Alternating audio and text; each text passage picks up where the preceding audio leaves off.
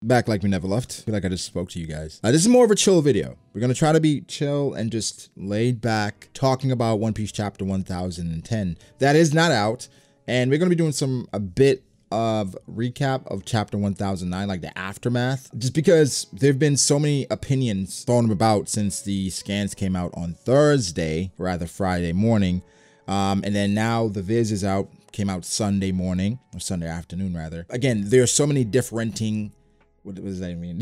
There's so many different opinions that I want to address some of it, right? Recently, when the Viz comes out, it's been a Viz bashing session where it's like, oh my God, the Viz is so trash. The Viz doesn't know what they're talking about. And I want to point out two specific things that I saw people talking about in this recent chapter. Two involve Kid, by the way. One was when Kid said it was time to disassemble. In the scans, it said something to the effect of it's time to rip them apart. People preferred the scanned version just because it said to rip them apart, and it seemed like something Kid would say. The issue people have had with the Viz recently is that they feel like the Viz is just translating one-to-one as opposed to interpretation, which I'm not at liberty to say that just because I'm not Japanese. I don't know how to translate. I don't know what comes with this stuff. I just know recently reading the story, I preferred the scans. Again, for the disassemble moment and the rip apart thing, the scans, like the people who are over the scans, they said disassemble is actually correct. It said that. They chose rip apart because they took the liberty of saying, okay,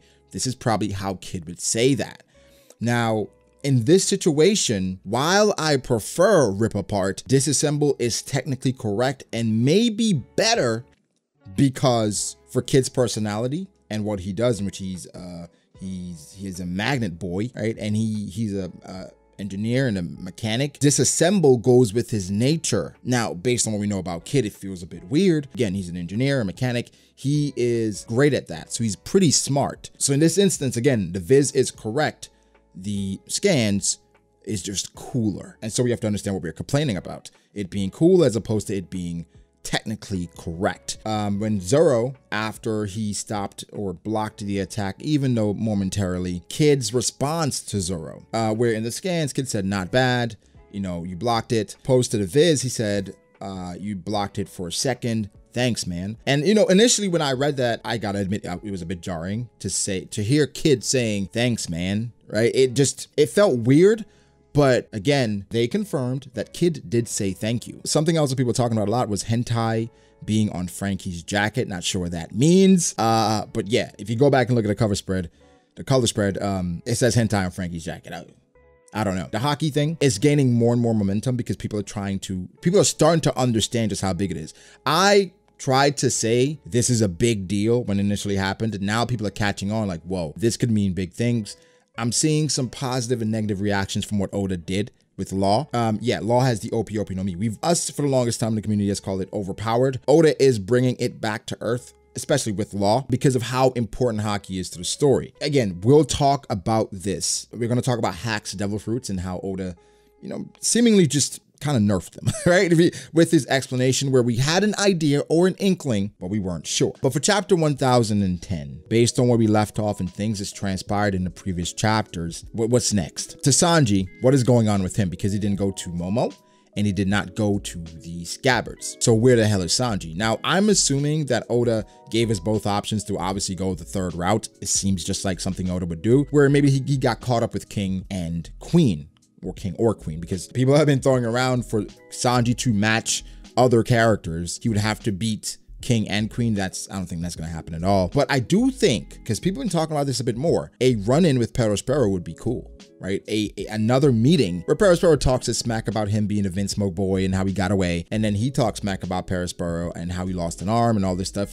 And then also a part of it that we cannot forget is that Sanji is partially responsible for Pedro being dead. Now, I fully blame Pedro, but looking at the story, Pedro would not have gone to Whole Cake Island if Sanji did not go to Whole Cake Island. So I think Sanji feels personally responsible. So that may be some vindication for destroying or taking out Pedro. And another thing is that Pedro took out his nice women, right? Carrot and Wanda. And you know, Sanji, he's the Black Knight or the White Knight, however you want to say it. I said Black Knight because he's black leg, whatever. But he's the guy that normally avenges the women. He protects the women. So if, you know, Perospero talks smack to him saying, yeah, your little snow bunny, she caught the brunt of it as well, that may incite a quick back and forth. Personally, I don't think Perospero should be able to defeat Sanji. I think Sanji should be doing it not rather easily, but handily, and then move on to bigger and better things. Jinbei and Who's Who, that's been shrouded in mystery. We saw some dialogue from it chapters ago.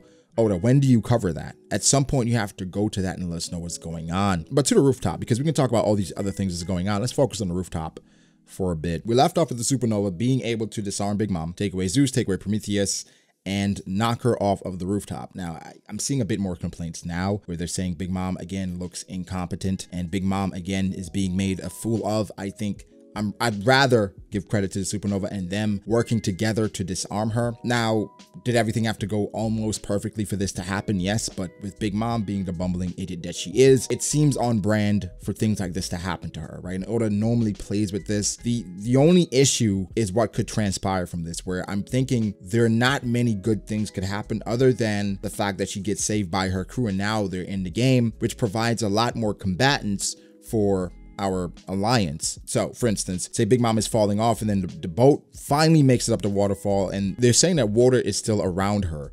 So we saw that Onigashima was over Wano, seemingly because we saw the mountain. But if they're around water, you could justify the Big Mom pirates finally making it up and being there to save her. The other issue is that she falls onto the boat and then they fall back down the waterfall again in some way, which would be really bad. And again, the Big Mom pirates outside of Big Mom, them being just absent from the Wano arc is a detriment to them. Like, I don't care how you try to explain that away. Them not being a part of this war is such a travesty. It makes no sense that they've been down there that long, where Marco was able to stump them, where King was able to stump them. Perospero, again, is the only competent one.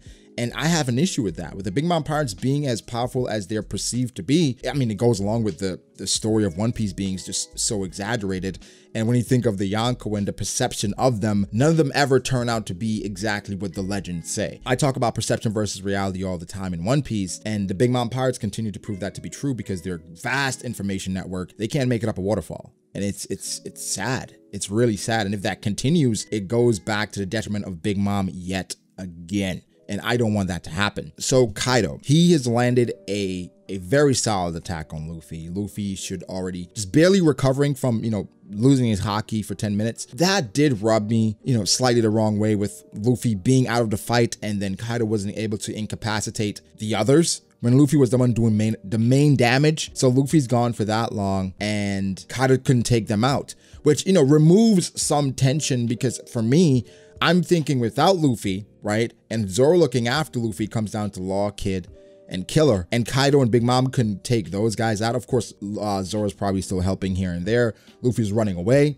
They still couldn't take him out. As daunting as the Yonko seemed to be, that removes some of that hype and some of that threat, because they can take out 3 supernova, 4, when one was completely out of commission because he didn't have haki, right? And again, Luffy can move when he has haki, but he's not doing anything to any of these individuals without haki. But yeah, Kaido's landed a very solid blow on Luffy. If this does not hurt Luffy, bullshit, right? It's bullshit. So I assume Luffy is pretty hurt. We should get to the point in the story where we're starting to question whether or not our heroes can win, where we haven't gotten there yet, where it seems just like nothing can save them. And then normally a transformation or somebody shows up. We haven't gotten that yet, so we need that moment. And we may be getting there with Zoro coughing up blood. Luffy just got a devastating hit, and Kaido using seemingly the same level of haki that we see from Roger and Whitebeard. So overall, I foresee, again, the daunting moment coming.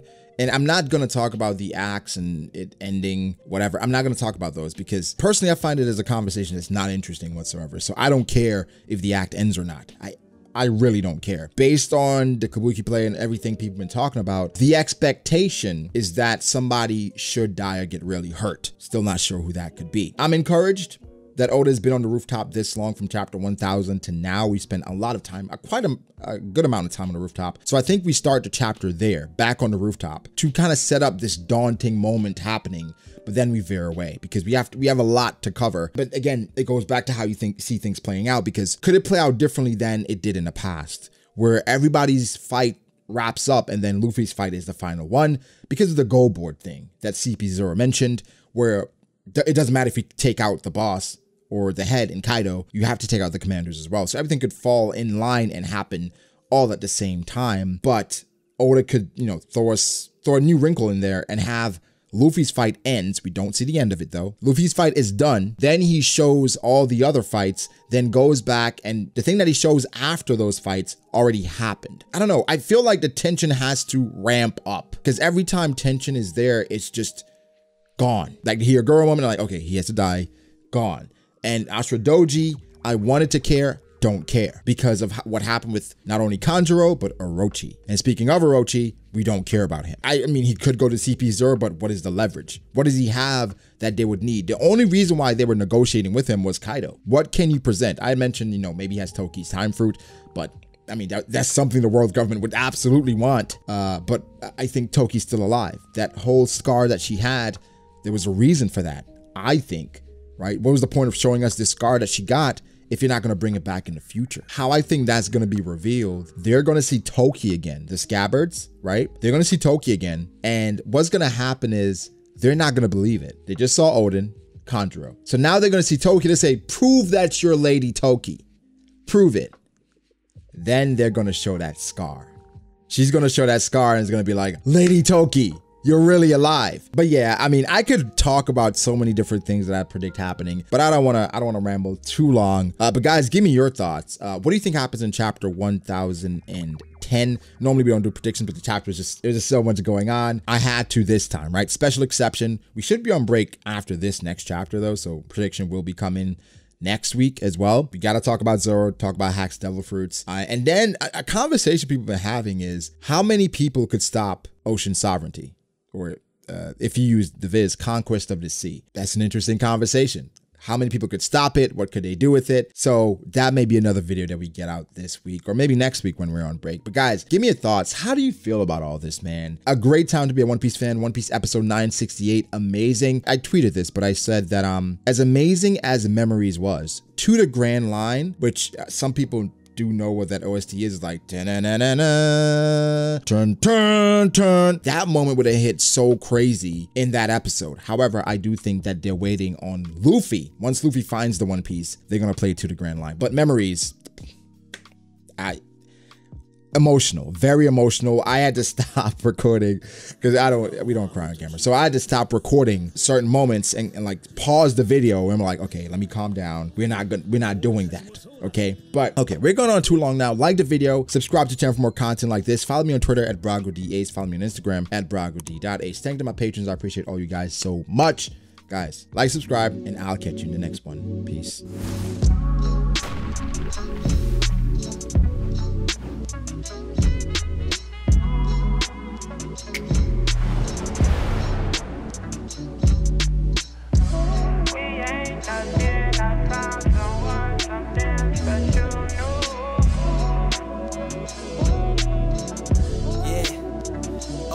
I start doubting me, I felt lost. I rewrite it.